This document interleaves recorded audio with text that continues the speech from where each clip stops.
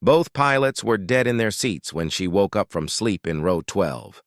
The plane was flying itself over the dark ocean with no one at the controls. She was just a passenger who told everyone she worked with computers. But when the fighter jets appeared outside and their radios crackled with one word, the sleeping aircraft came alive in the hands of the woman nobody knew could fly. Before you watch the full story, comment below from which country you are watching. Don't forget to subscribe. Rachel Kim opened her eyes slowly. The cabin was dark.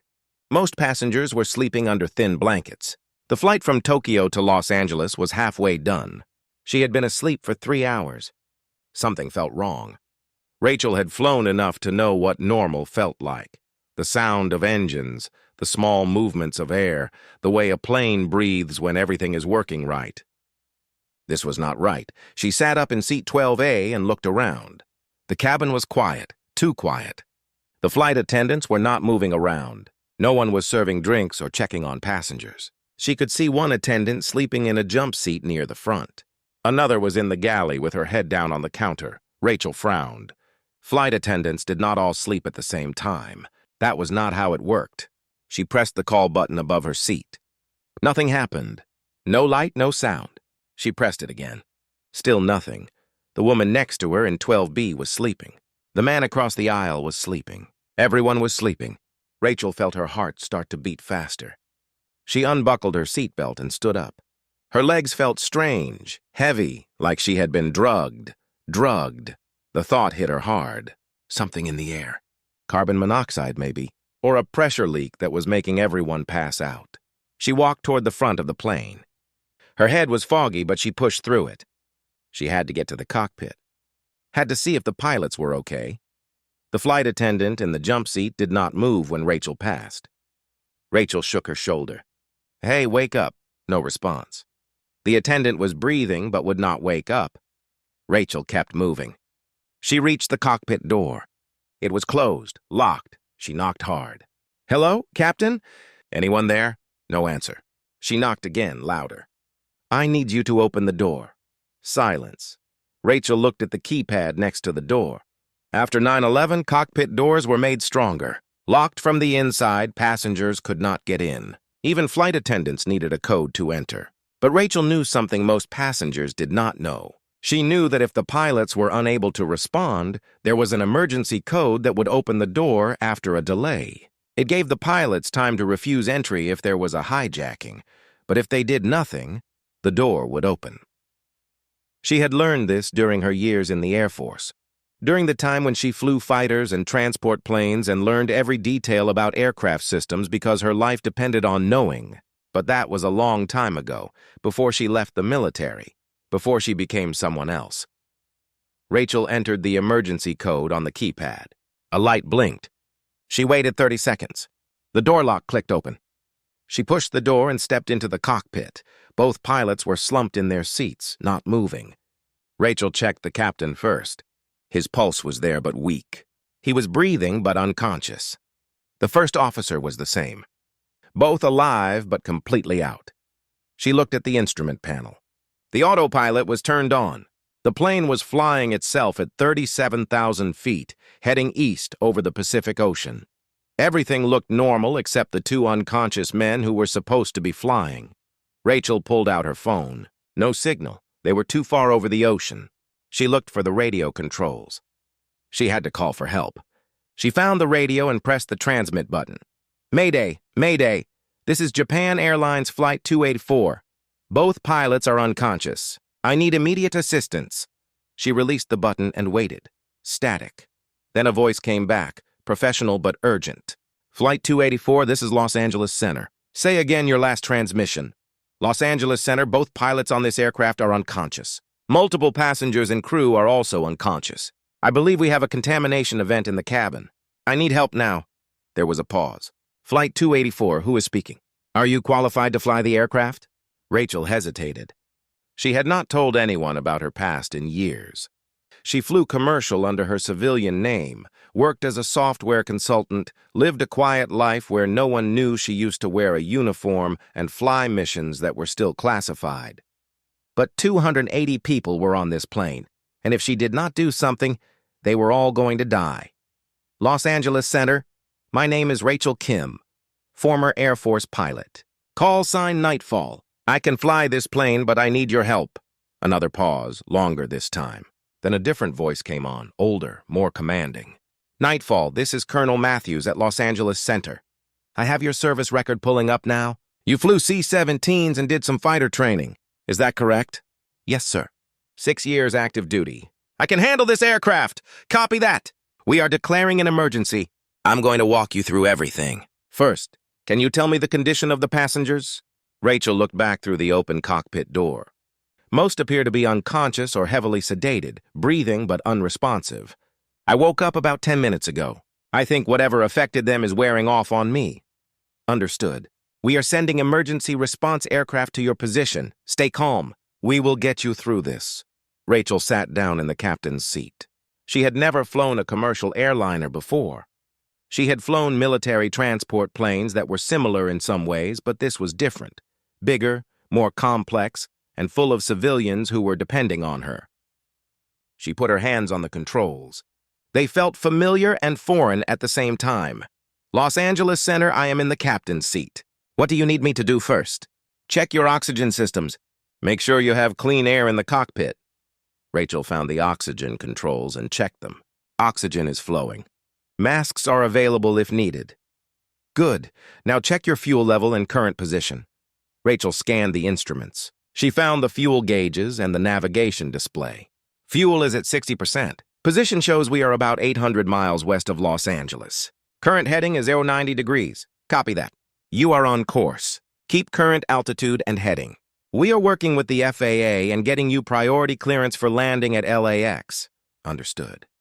Rachel took a breath. Her head was clearing. Whatever had knocked everyone out was leaving her system. She needed to stay focused, needed to remember everything she had learned. The radio crackled again. Flight 284, this is Raptor 01. We are 2 F-22 fighters launching from Edwards Air Force Base to escort you. What is your situation? F-22s, the most advanced fighter jets in the Air Force. They were sending the best to watch over her. Raptor 01, I have an aircraft full of unconscious people, and I am the only one awake who can fly. I need to get this plane on the ground safely. Copy that, Flight 284. We will be with you in 20 minutes. Call sign Nightfall, is that you? Rachel felt a chill. Someone recognized her call sign. Yes, this is Nightfall. Holy hell, Nightfall is a legend. We heard stories about you in training. You flew that C-17 with 3 engines out and landed it in a sandstorm. You're going to be okay. We have your back. Rachel almost smiled. Almost. Thanks, Raptor. I could use the backup. She looked at the controls in front of her. The autopilot was handling everything right now, but eventually she would have to take over. Would have to land this massive aircraft by herself with no co-pilot. No help, just her skills and whatever she could remember from 15 years ago. Time passed slowly. Rachel monitored the instruments, checked on the pilots every few minutes. They were still breathing but not waking up. Behind her in the cabin, some passengers were starting to stir. She could hear small sounds, movement. The radio spoke again. Flight 284, Raptor 01 is approaching your position. You should have us visual in 30 seconds. Rachel looked out the cockpit window. In the distance, 2 dark shapes appeared against the blue sky. They came closer, fast, very fast. Then they were there, one on each side of the commercial airliner. Sleek gray fighters with swept wings and angular surfaces. F-22 Raptors flying in perfect formation. Flight 284, Raptor 01 has you visual. You look good from here. How are you holding up? I am managing, Rachel said. Starting to get feeling back in my head. I think whatever hit us is clearing out. That is good news. Los Angeles Center has medical teams waiting. They think it might have been a contaminated air supply. Happens very rarely, but it can knock out an entire crew. As long as it does not come back before I land this thing, you will make it. Nightfall always makes it. Rachel felt passengers waking up behind her. She heard voices, confused sounds. Someone called out asking what was happening. A flight attendant appeared at the cockpit door. She looked pale and confused. What is going on? Why are you in the cockpit? Both pilots are unconscious, Rachel said calmly. Everyone on the plane was knocked out by something in the air. I am flying the aircraft. I need you to check on the passengers and keep them calm. The attendant stared at her. You can fly this plane? Yes, I am a pilot. Now go do your job. The attendant nodded and disappeared back into the cabin. Rachel heard her making announcements, telling people to stay in their seats, that everything was under control. Los Angeles Center came back on the radio. Flight 284, we have a problem. Weather is moving into Los Angeles. We are getting reports of heavy winds and low visibility. We may need to send you to an alternate airport. What are my options? Rachel asked. Edwards Air Force Base is closer and has better weather right now. Long runway, military support already in place. We recommend you go there. Edwards. Rachel knew Edwards. She had trained there, had landed there dozens of times in different aircraft. The runways were huge, built for heavy bombers and test aircraft, perfect for an emergency landing. Copy that, Los Angeles Center. I will go to Edwards. Roger. We are updating your flight plan now. Turn to heading 045 degrees. Begin descent to flight level 300. Rachel turned off the autopilot. The plane was hers now. She felt the controls respond to her hands. The yoke moved smoothly. The throttles were where she expected them to be. This was different from military aircraft, but the basics were the same. Lift, thrust, drag, weight. Physics did not change. She turned the aircraft gently to the new heading. The big plane responded slowly, banking into the turn. Outside the windows, the F-22s stayed with her, matching every movement. Nice turn, Nightfall, the Raptor pilot said. You still got it. Just trying not to embarrass myself in front of the fighter jocks. Rachel said, You could never embarrass yourself. You are Nightfall. You are a legend. Rachel focused on flying. She started the descent, reducing power, letting the aircraft come down gradually. The altimeter unwound slowly. 37,000 feet, 35,000, 30,000. The passengers were fully awake now. She could hear panic in the cabin. People asking what was happening. Why were there fighter jets outside? Where were the pilots? The flight attendant came back to the cockpit. People are scared. What should I tell them? Tell them the truth, Rachel said. Both pilots are sick. I am flying the plane, I am a trained pilot, and we are going to land safely. Tell them to follow all instructions and stay calm. Are we really going to be okay? Rachel looked at her. Yes, I have done this before. I know what I am doing. Now go take care of your passengers. The attendant left. Rachel heard her voice over the cabin speakers, calm and professional, explaining the situation, telling everyone to trust the pilot, that help was waiting on the ground. Edwards was getting closer. Rachel could see it on the navigation display, 80 miles, 60 miles, 40 miles. Los Angeles Center gave her more instructions, altitudes to hit, speeds to maintain, radio frequencies to switch to. She followed everything precisely, flying the aircraft like she had done it 1,000 times before. Flight 284, you are cleared for straight-in approach to Edwards runway 22 left. Wind is light and variable. Visibility 10 miles. You have emergency equipment standing by. Copy that. Beginning final approach. Rachel set up the aircraft for landing. Flaps down. Landing gear extended. She felt the gear lock into place with 3 solid thumps. Speed dropping. Altitude dropping. Everything happening the way it should. The F-22s moved ahead of her, clearing the airspace. Nightfall, you have a clear path. Runway is yours. Bring it home. Rachel could see Edwards now, the long runway stretching across the desert floor. Emergency vehicles lined up on both sides. Ambulances, fire trucks, a whole airport waiting for her. 10 miles out, 5 miles out, 3 miles. She adjusted her speed, checked her descent rate, made small corrections with the controls. The plane was heavy but responsive. She could feel it settling into the approach like it wanted to land, like it knew this was the right thing to do. 1 mile, half a mile. The runway threshold passed under the nose. Rachel pulled back slightly on the yoke, raising the aircraft's nose. The main wheels touched down first with a small chirp of rubber on concrete. Then the nose gear came down.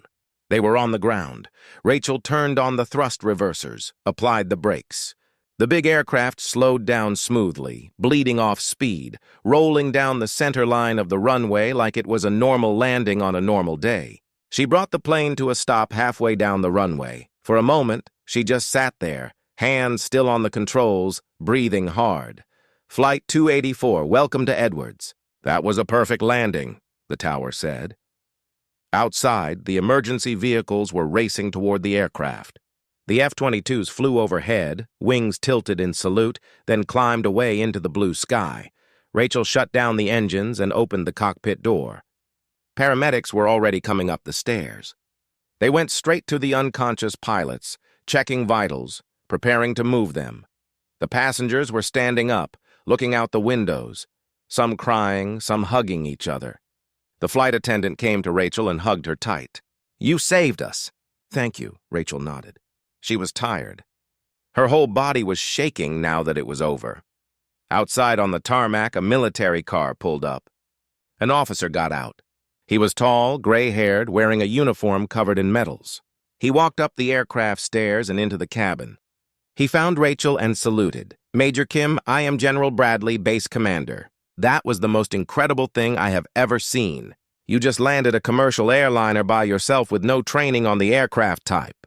That is beyond exceptional." "I just did what needed to be done, sir," Rachel said. "You did what nobody else on this plane could have done. You saved 280 lives today. Passengers heard this." They started clapping. Then everyone was clapping. The whole cabin erupted in applause. People were thanking her, crying, shaking her hand. Rachel felt embarrassed. She had never liked attention. That was why she left the military, why she disappeared into civilian life. She just wanted to be normal. But the general was right. She had saved these people, and maybe that was worth coming out of hiding for. The pilots were carried off on stretchers. The passengers left slowly, many stopping to thank Rachel again. The flight attendants were the last ones off, except for Rachel. She stood in the empty aircraft and looked around. This plane had almost become a coffin for everyone on board, but it did not because she had been here, because she knew how to fly. Maybe that was not coincidence. Maybe that was exactly why she had been on this flight, to be there when she was needed.